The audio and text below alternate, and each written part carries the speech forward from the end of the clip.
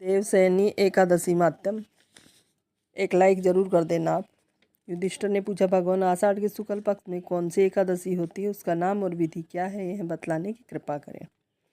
बोले विष्णु भगवान की जय। भगवान श्री कृष्ण बोले, राजन, आषाढ़ शुक्ल पक्ष की एकादशी का नाम देवसैनी है। मैं उसका वर्णन करता हूँ। वह महान पुण्य में स्वर्ग एवं मोक्ष प्रदान करने वाली है, सब पापों को हरने वाली तथा उत्तम व्रत है। आषाढ़ शुक्ल पक्ष में सैनी एकादशी के दिन जिन्होंने कमल पुष्प से कमल लोचन भगवान विष्णु का पूजन था, एकादशी का उत्तम व्रत किया, उन्होंने तीनों लोकों में तीनों सनातन देवताओं का पूजन कर लिया। हरिसेनी एकादशी के दिन मेरा एक स्वरूप राजा बलि के यहाँ रहता है और दूसरा क्षीर सागर में शेषनाग की सैया पर तब तक शयन करता है जब तक आगामी कार्तिक की एकादशी नहीं आ जाती। अतः आषाढ़ शुक्ला एकादशी से लेकर कार्तिक शुक्ला एकादशी तक मनुष्य को भली भांति धर्म का आचरण करना चाहिए। जो मनुष्य इस व्रत का अनुष्ठान करता है परम गति को प्राप्त होता है। इस कारण यत्न पूर्वक इस एकादशी का व्रत करना चाहिए। एकादशी की रात में जागरण करके शंख चक्र और गदा धारण करने वाले भगवान विष्णु की भक्ति पूर्वक पूजा करनी चाहिए। ऐसा करने वाले पुरुष के पुण्य की गणना करने में चतुर्मुख ब्रह्मा जी भी असमर्थ है।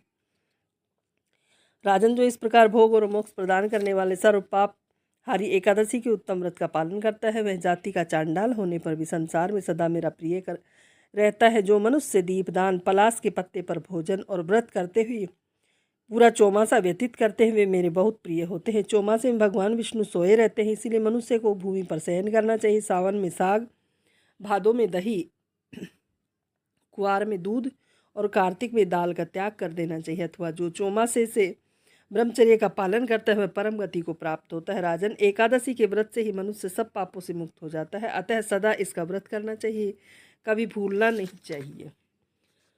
देवसैनी एकादशी देव प्रबोधिनी एकादशी के बीच में जो कृष्ण पक्ष की एकादशियाँ होती हैं, ग्रस्त के लिए वे ही व्रत रखने योग्य हैं। अन्य मासों की कृष्ण पक्ष की एकादशी व्रत ग्रस्त के रखने योग्य नहीं होती। शुक्ल पक्ष की एकादशी सभी को करनी चाहिए।